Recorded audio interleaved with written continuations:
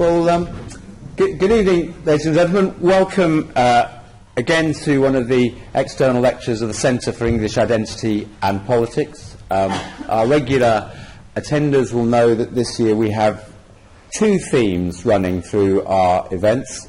One around the governance of England. Eddie Bone from the Campaign for an English Parliament was here last month. Future speakers include Judith Blake, who's the leader of Leeds Council, and Paul Carter, the leader of Kent County Council, and Professor Meg Russell from the Constitution Unit, and they will be in the new year.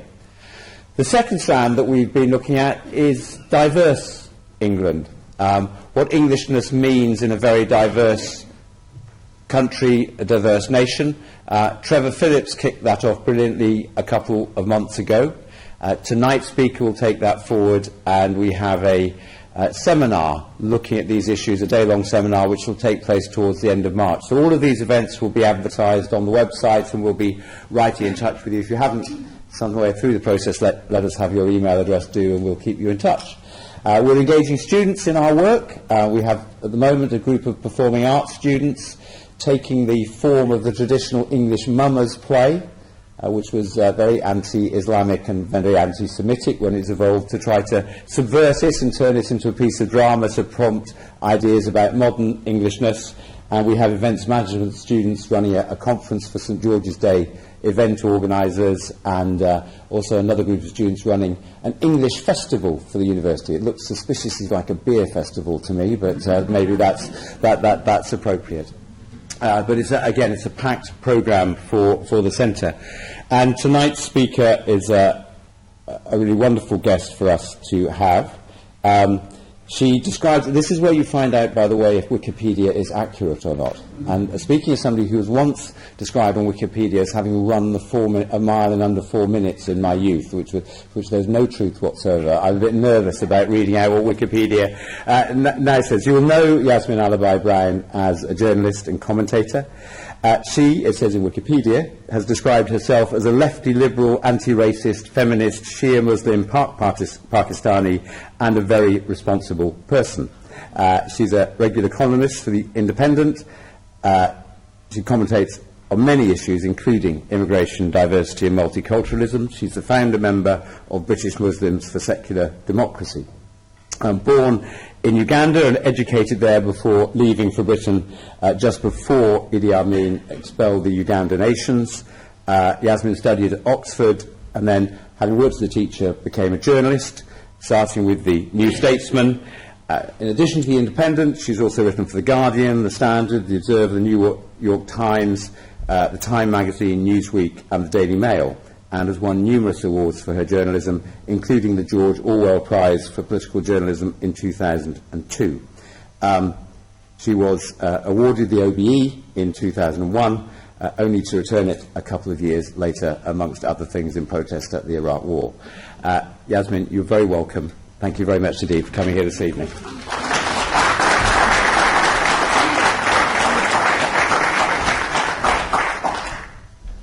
Thank you. Yes, Wikipedia. I no longer work for The Independent. They sacked me after 18 years when it went online. I'm still smarting about that. She'll never forgive them. But the rest of it is pretty accurate, I think. Thank you so much for inviting me. I was here a couple of years ago when the book first came out at the little local festival in the library. So what I'd like to do is very quickly why, what, and what I see the future as. So the book was written as a response, in fact, to UKIP, the English Defence League, the way so many English people seem to be kind of turning away from their own extraordinarily rich heritage. It was also something that came out of a very personal experience, which I shall read to you. And the final reason was that a particularly nasty man, youngish man, who belonged to the EDL, was stalking me a few years ago, sending these terribly, terribly nasty emails, really horrible. But it would always end with, "And you're a coward because you won't have coffee with me." And this went on and on and on and on. So I thought, okay. I said to him, "I'll have a coffee with you, but I never want to hear from you again." And so we had this coffee, and he carried on in this dreadful way. His country had been a whore and left her legs open, and we were the bastard children. And he went on and on and on. And so when the hour was over and I stood up to go, I had my wedding bangles on, my gold Indian wedding bangles on. And he grabbed my arm, which was, by that time I was very, very upset. And he said, "I like those bracelets." So I just laughed. I said, "Look, even you cannot resist the glitter of the Orient, you see. It's who you are. It is who you are, Englishman." So the political purpose was, and in part John has touched on it, I think devolution, which the Labour government brought in, was a necessary and important thing, but I don't think enough attention was paid at the time to the English question. I remember Tam Dial, who I like very much, brought this up, and very few people anticipated the kind of unease, sometimes resentment and anger, that the people who see themselves as English would begin to feel after the Welsh Assembly and the Scottish Parliament were set up. And in a way I completely understand it. I remember when I was at the New Statesman, way, way back, very soon after devolution, I said exactly that, it doesn't seem to me fair to give England only regional assemblies, and so on. So there was a kind of another reason for looking at the cultural anxiety that took over, and in a way you could say that UKIP came out partly out of that sense of the English feeling, we don't matter. It being the biggest tribe, there were so many adjustments to make, because when I was growing up in Uganda, Englishness and Britishness were interchangeable. Nobody separated them, and partly because of the language, perhaps. So if somebody said the English are like this or the British are like this, they were interchangeable.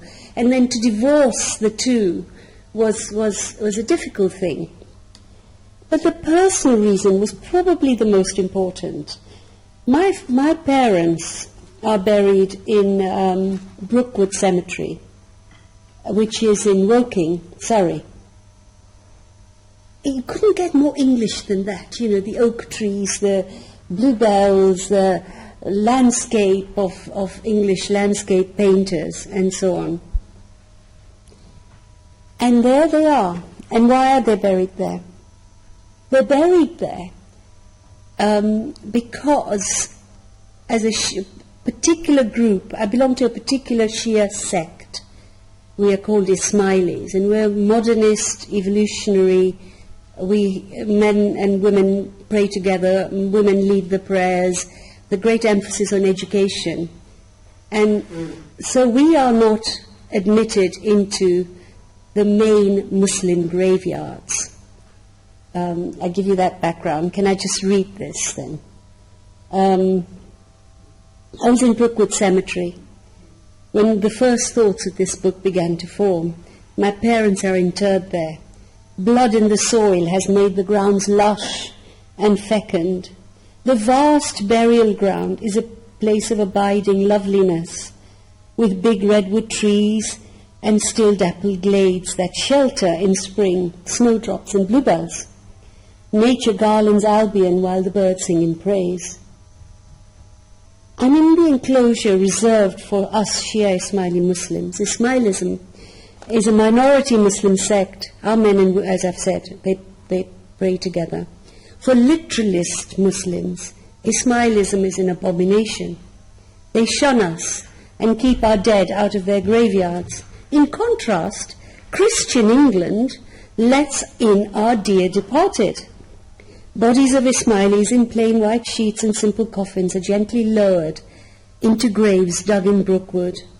Their last resting place is in Middle England, and will be mine too. What a tale of the unexpected this is. There are rumours of ghosts in this necropolis.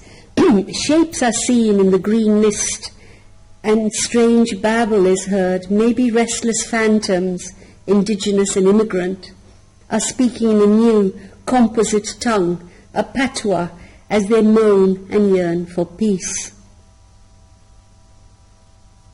In the same graveyard, there is a plot given to Zoroastrians, to Latvian airmen, then what did I say, Turkish fighters.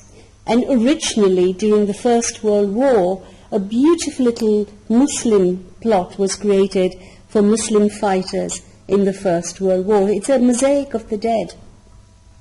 Terribly moving. And I was struck by this, that here we is, an England that is never talked about, is never described, an England which is generous and open and a cultural melange, if you like. I have to read you this little bit too. I'm married to an Englishman called Colin. He's my second husband.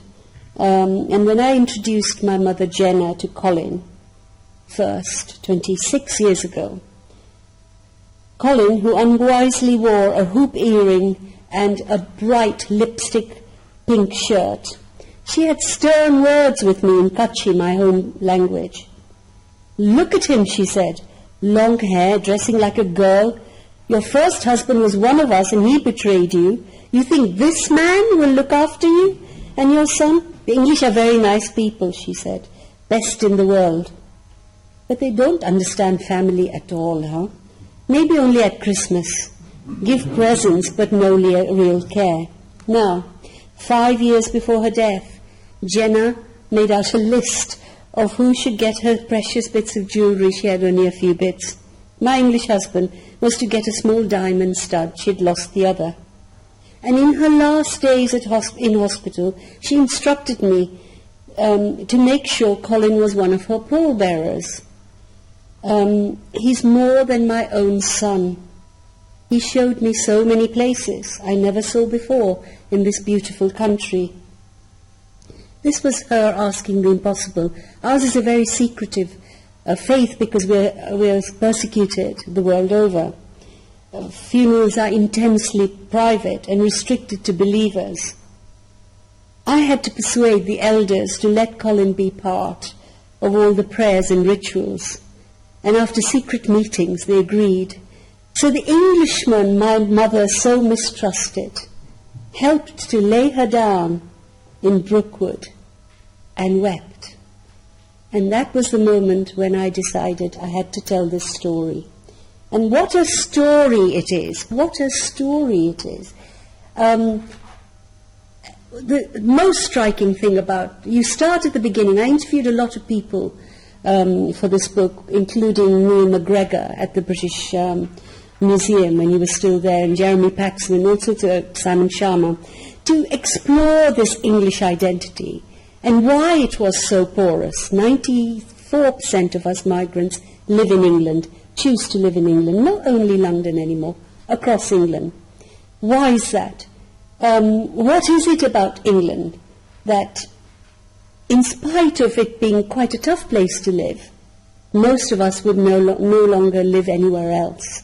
And actually Neil McGregor explained it most clearly to me. He said it goes back to the Reformation. When the Church decided to separate and go its own way and break with Rome, a conscious and unconscious decision was made that the Church that was to form would be entirely porous and not hard-edged, eclectic. Okay, there were moments when there was it became quite fundamentalist in its early history, but actually the decision was made that only by being inclusive could it take on the might of Rome. And once it had done this, said Neil MacGregor, England could never again be isolationist or monocultural. Now this made a lot, I didn't know this, I hadn't thought about this, and actually Tristram Hunt and others repeated this theory, that it starts with the Reformation. It also starts with Shakespeare. I love Shakespeare. I am mad about Shakespeare. Shakespeare names his first theatre the Globe. This is even before Englishness, the consciousness of Englishness has formed. This plot of land is not going to be enough for Shakespeare, for the English. England is already meaning beyond these shores. And so the early history is really interesting, and as we all know, or some of us know, Daniel Defoe writing that wonderful poem saying there is no such thing as a true-born Englishman. There's a bit of Pict, there's a bit of, Anglo, there's Anglo-Saxon, there is no such thing. So the early history is fascinating. There is a kind of continuity. Now, of course, the slavery, colonialism, I have talked about it in the book, and the negative impact of all of these on English reputation, if you like, but also the world. But equally, there is a fantastic appreciation of what England brought. So when I was doing the book, I travelled to the Middle East and to India to see what people thought about England now, young and older people. And it was fascinating. In Egypt, I was there just after the first Arab Spring, when they got rid of Mubarak. And one of the greatest living writers there, who's a man in his 80s, is a chap called Jamal El-Jitani. So his own history is fascinating. He was a liberationist, anti-colonialist, so the British imprisoned him, the French imprisoned him, and then as soon as they became independent, President Nasser imprisoned him because he could never stop opening his mouth and criticizing. He was a journalist and a novelist. And so it's gone on. He's been in and out of prison all his life. So I asked him, I sat down and said, so what does England mean to you now? You fought against the British, and England was the biggest, the kind of, if you like, the dominant tribe of the British Empire. And he smiled and he said, oh, my dear, England is our minaret, which rather kind of took me back. And I said, what do you mean? He said, we want your Magna Carta for Egypt. We want your freedoms. We want your governance. We want your liberty. We want a system which is uncorrupt. Now, whether we are totally uncorrupt or not, we won't go there. I didn't disillusion him. But that's how history's turned around. So from fighting the colonial presence, the imperial presence, there is now, in this very turbulent Middle Eastern world, a real admiration. Interestingly, not so for America. I did not find the same feeling about America in all the lands that I visited. And it is this deep connection. Some of you might know this, some of you might not. Gertrude Bell was a heroic Victorian woman, in the sense that she was a cartographer, an explorer, an extraordinary linguist who mastered about 8 Bedouin languages in Arabic. She was also a spy and an ardent imperialist. And she created Iraq. She actually drew the borders which created Iraq. And when I went, I couldn't actually go into Iraq because it was too dangerous. So I went to Amman and talked to a lot of Iraqi refugees there. And they would say things like, oh, Miss Bell, she's in our hearts. She knew our souls. What did Mr. Bush and Blair know about us? So, in a sense, and I talked to, oh God, I've forgotten his name, the Tory MP who travels across Afghanistan, Rory Stewart. He's about the only one in that mould, like Richard Burton, Gertrude Bell, Jack St. John Philby, of whom I will talk a little bit more. They assimilated into those worlds that they went into. They learned the languages, partly because they wanted to spy on them. But actually, like Antony and Cleopatra, I think Antony and Cleopatra is such an extraordinary play. Shakespeare never went anywhere. Here is Antony, the representative of the Roman Empire, going out east to control these wayward people. And these wayward people seduce him. And that is very often what happened with the English abroad. Very, very often. They went with a certain purpose, but they kind of dissolved into the cultures. And actually, Jack St. John Philby, about whom I did not know anything, father of Kim Philby, the spy, he first went to India in the mid-1800s and met Dora, an English woman who was in India, married her, and Kim was named after the Kipling character. And he learnt 9 languages, I think, fluently while he was there, including how to write them.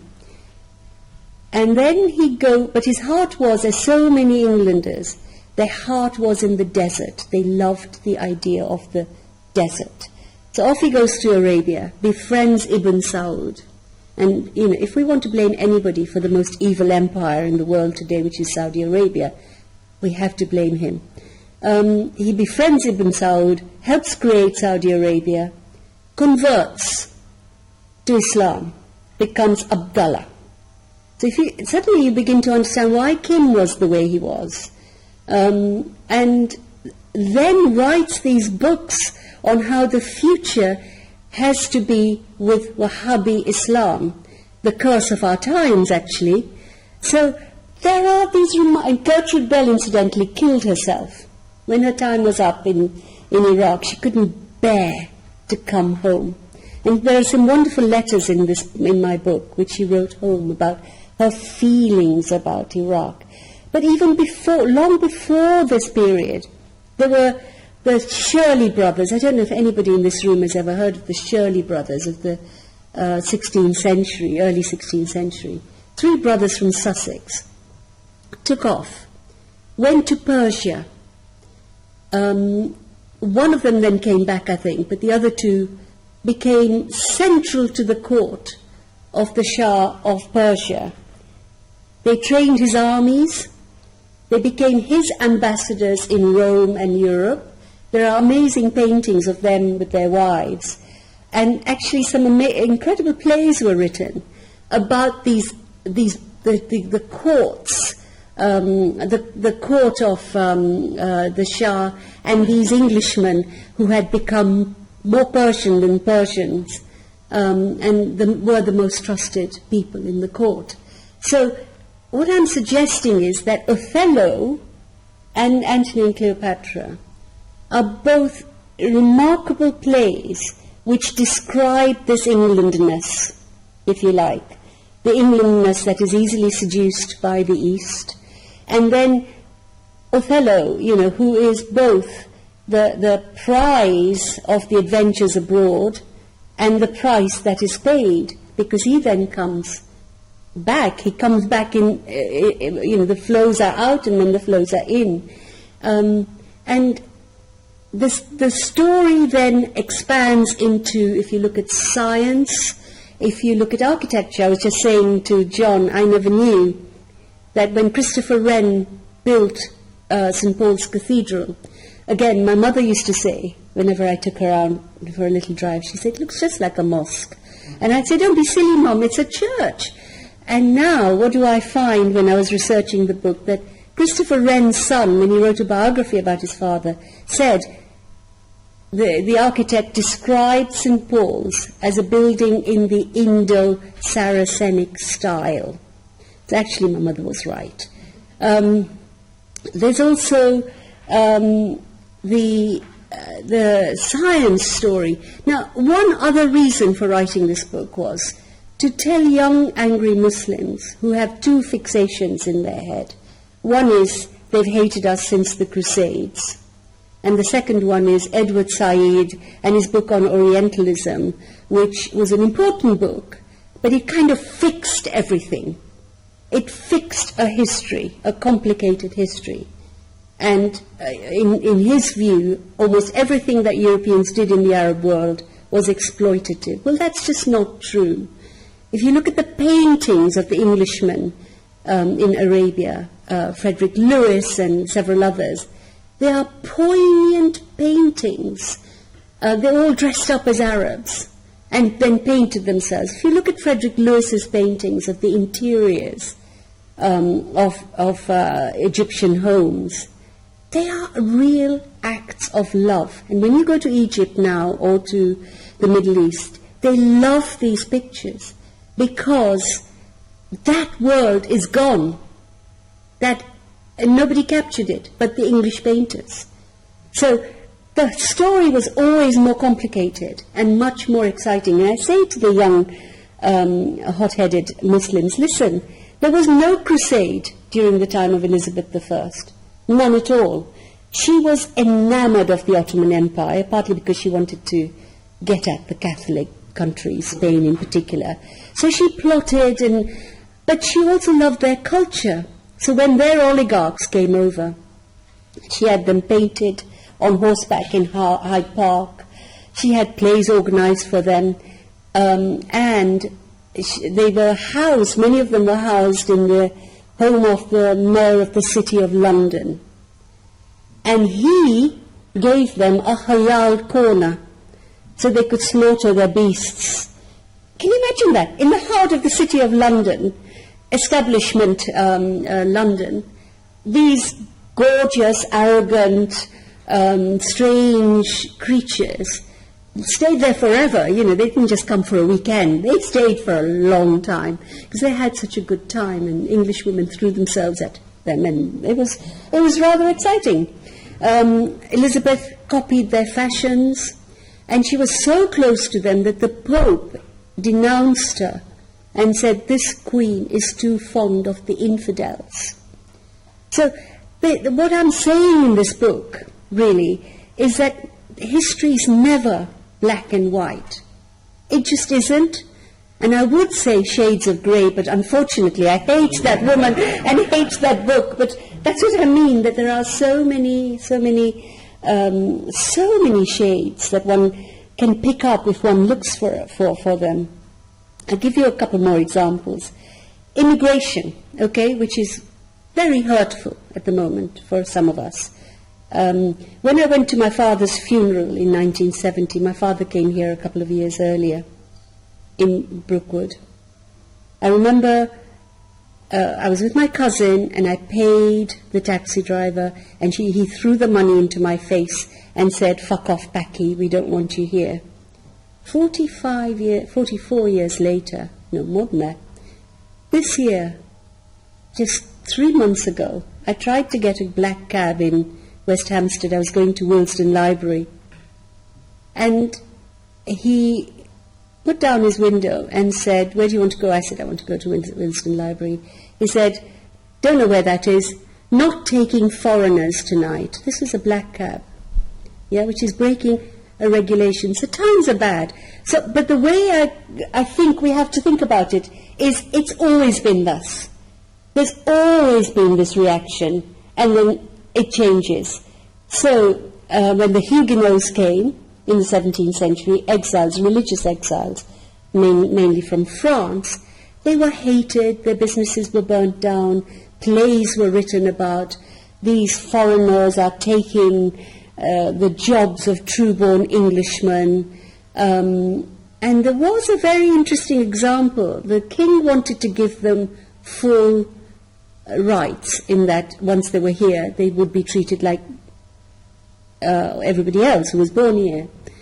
And the bill went to Parliament, and there was an MP called Sir John Knight from Bristol who wrote a pamphlet saying, throw the bill out of Parliament and kick the bill out of Parliament and kick the foreigners out of England. Parliament had that pamphlet burnt because they said, we do not speak like this in this house. So I reassure myself that there have been these moments when we came. So after that, the Jewish presence, as we know, through the centuries, they were invited because they were good, they had capital that they could lend, but whenever it suited various interest groups, they were attacked, they were thrown out, they were killed.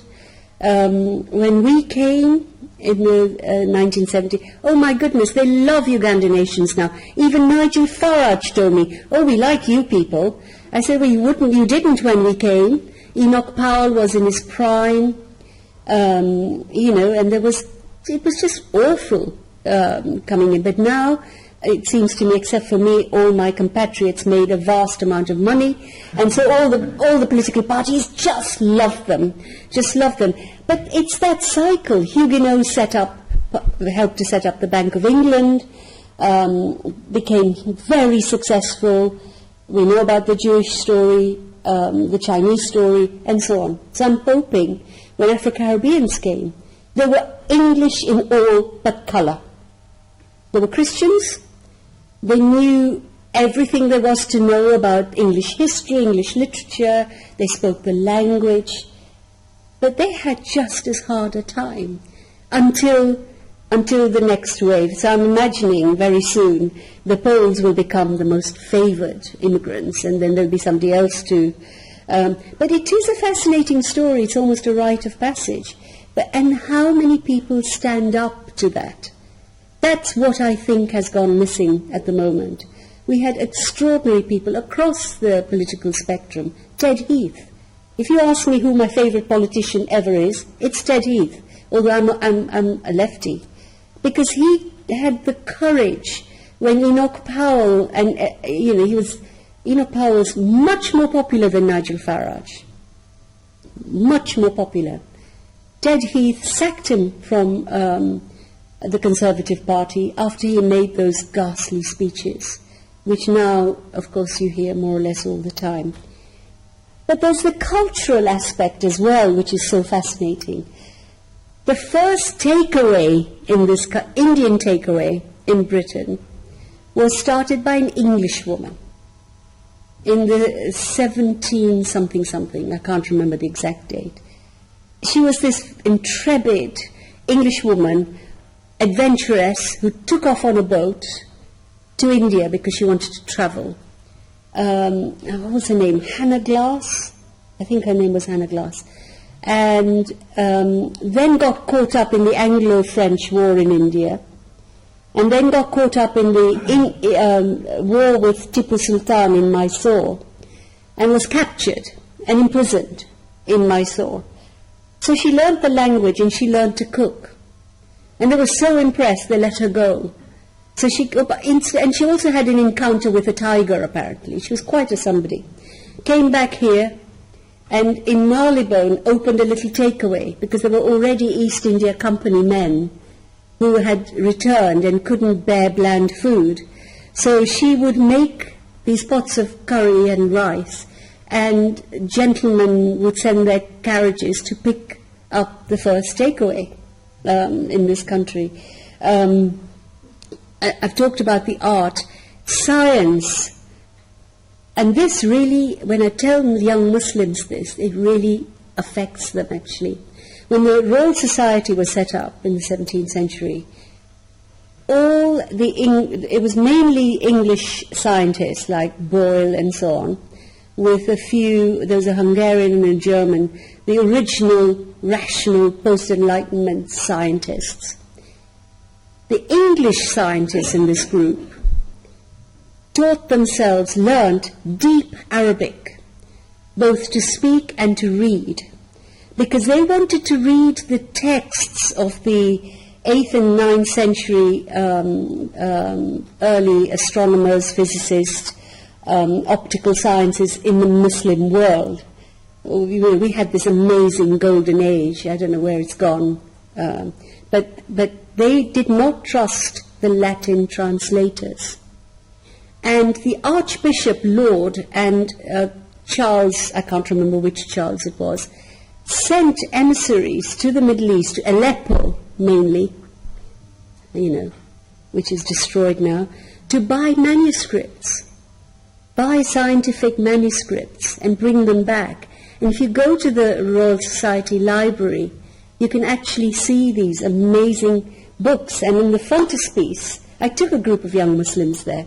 I said, look, on the frontispiece of their books, there's some turbaned man, Ibn somebody or the other, and it'll say things like, on his shoulders I stand.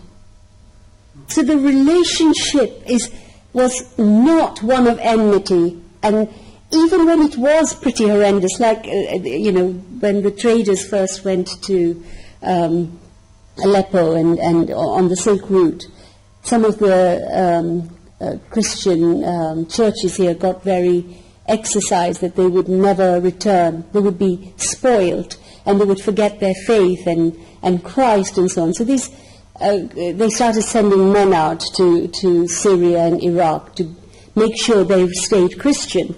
And one of the worst ones, the most bigoted ones of them, and he's in the book, was very, very adamant about what they could do and what they couldn't do. But even he couldn't resist saying, actually, these Arab women are so much better than these flighty English women who just gad about and go drinking and gossiping. These women, he said, stay at home and they sew and they cook and they look after their men folks. Even he couldn't quite hate as much as he thought he would.